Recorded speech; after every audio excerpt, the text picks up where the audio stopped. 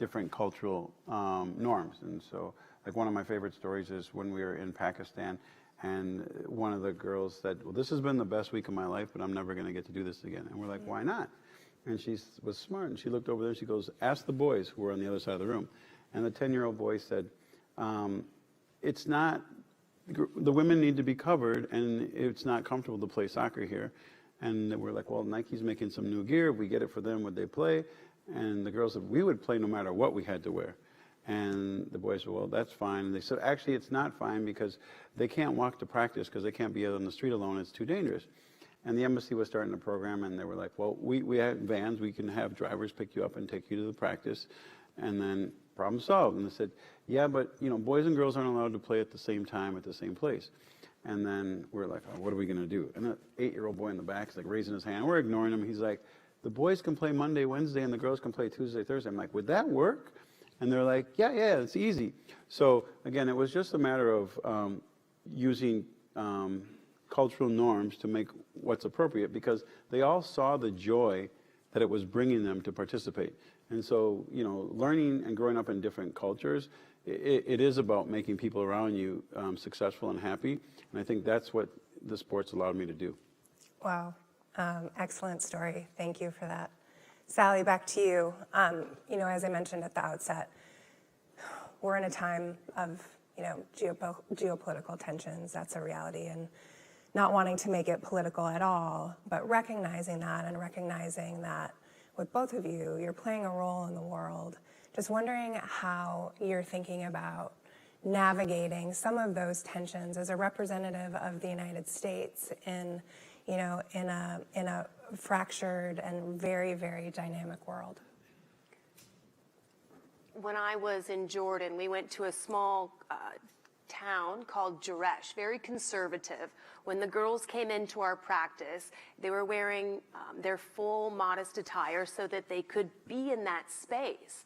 And when I walked in with some of the American delegation, off to the right was 12 male elders from that community that wanted to know what we were going to be doing with those women, with the girls and women, their daughters, their sisters.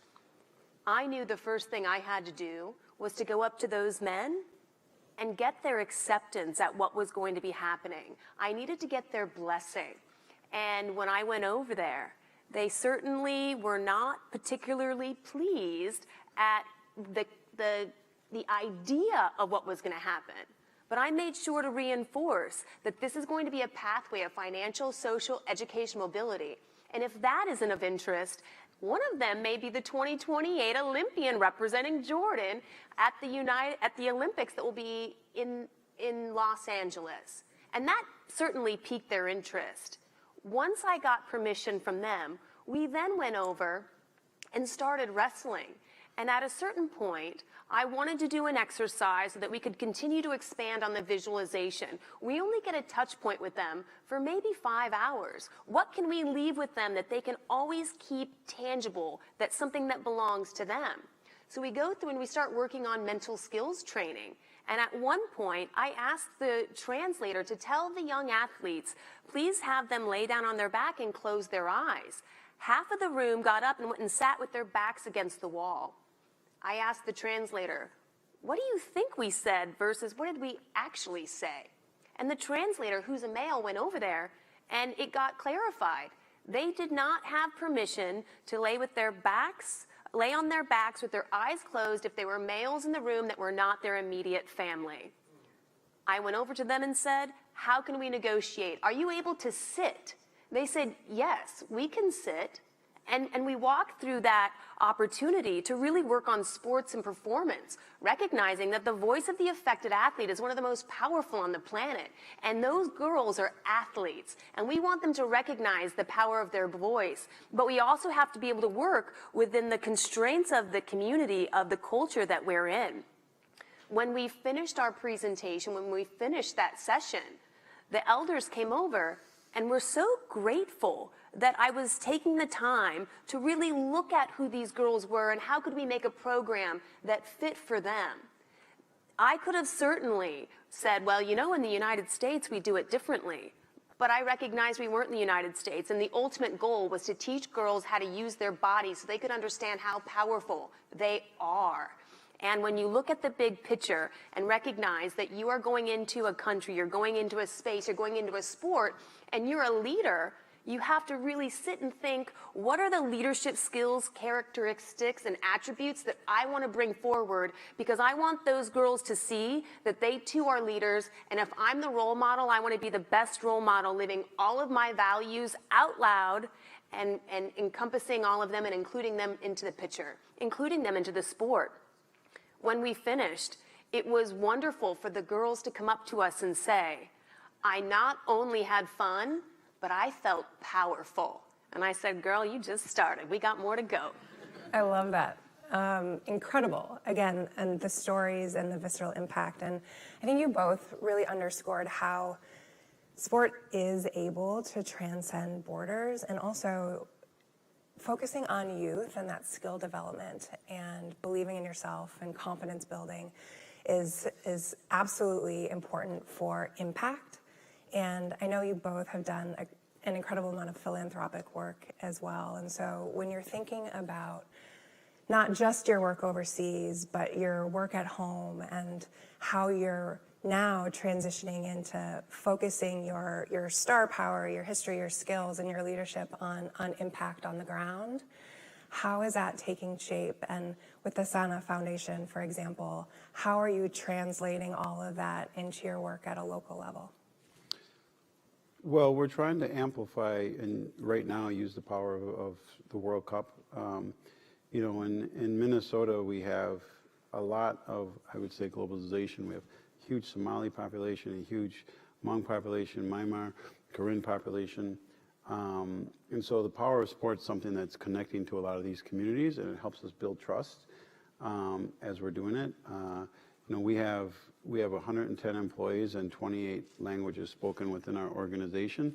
So, you know, in the last 5 years, a lot's happened in Minnesota, from George Floyd to the pandemic to Operation Metro Surge to TSA workers not getting paid, and we've had to be responsive.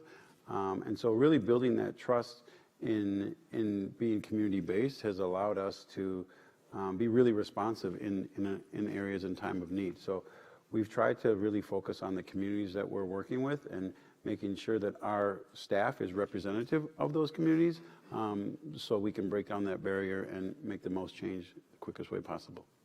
Thank you. As someone who lives in Minnesota, I'm grateful for your work, and we were chatting before about the importance of those local partnerships as well to really be able to extend into the communities, especially those who need it most. And so I'm excited to be able to learn more and follow all the work that you're doing in Minnesota and elsewhere, of course.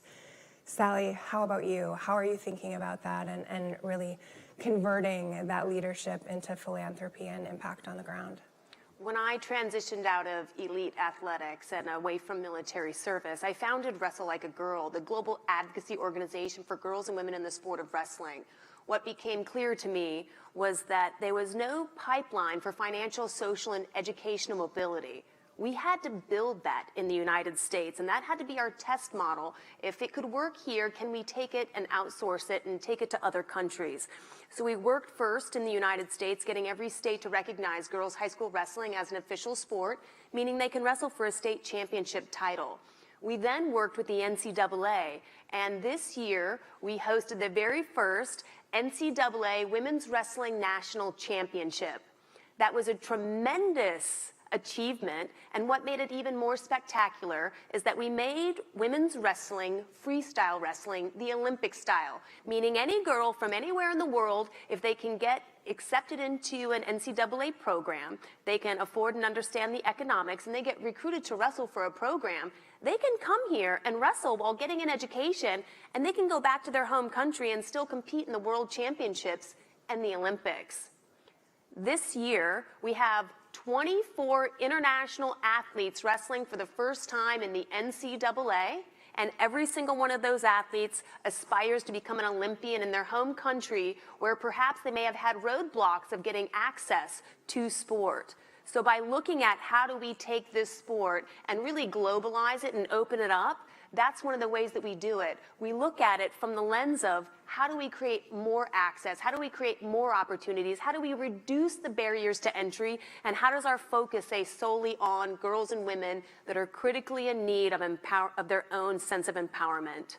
Great, excellent. And then as we close out, we're out of time, but for both of you, what's exciting you in this moment and next steps that's really fueling and motivating the work that you're doing? And amid all of the challenges, all of budget constraints and everything else, what's getting up every day and driving you forward? Tony? Well, for me, it's my community.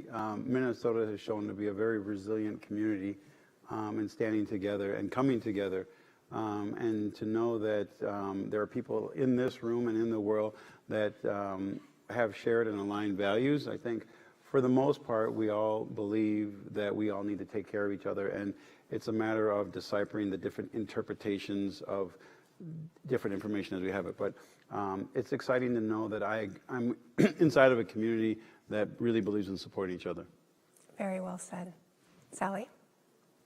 Wrestling is one of the most democratic sports on the planet. It's about fairness, opportunity, and work ethic. And being able to bring sport, being able to bring wrestling to girls and women across the globe, it is so thrilling.